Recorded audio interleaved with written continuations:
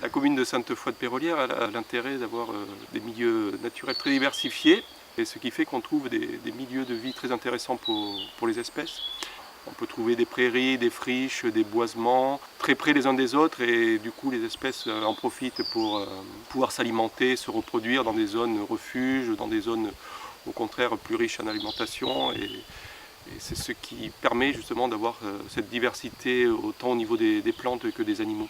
On trouve des espèces, je dirais, rares avec un fort intérêt patrimonial, comme l'aigle botté pour les rapaces, la pygriache écorcheur, l'orchis lactée pour les plantes. Pour les mammifères aussi, on a trouvé de la genette, de la martre.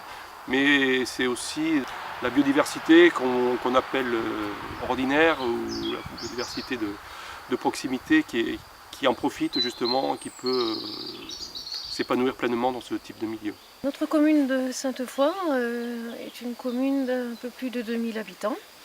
Elle est intégrée à la communauté des communes Cœur de Garonne.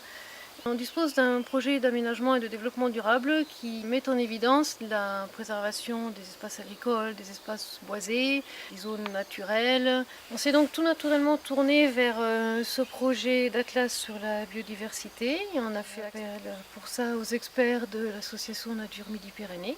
On a été subventionné également par le Fonds de dotation pour la biodiversité, qu'on remercie au passage.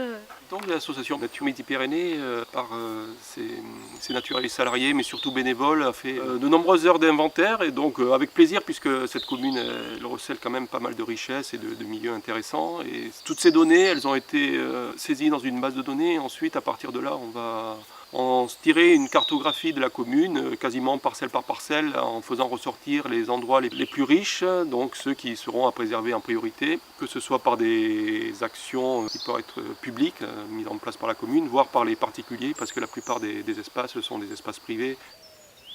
Les espaces boisés, ce sont des espaces qui offrent une multitude de zones refuges, d'abris, puis de zones d'alimentation, que ce soit au niveau des arbres, mais il y a aussi les sous-bois, mais aussi dans la forêt, on trouve une multitude de micro-habitats, par exemple les cavités des arbres qui peuvent abriter des chauves-souris, des insectes ou des loirs par exemple.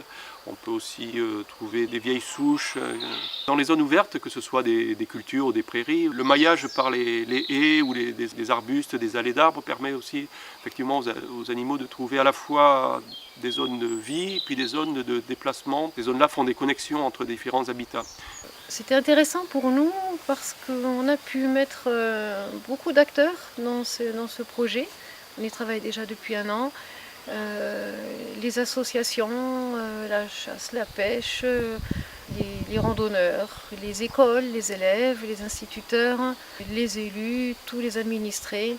Et ça, ce sont les acteurs, mais il nous fallait aussi un guide, et grâce aux bénévolats de Nature Midi-Pyrénées et toutes leurs actions, ils ont fait des animations, ils nous ont accompagnés dans les randonnées. Cet atlas de la biodiversité sera au final une carte d'identité naturaliste de notre commune. Elle nous permettra d'identifier tous les enjeux, de préserver une mare, une prairie, une zone humide, et de pouvoir transmettre ça aux enfants et à tous nos habitants de la commune.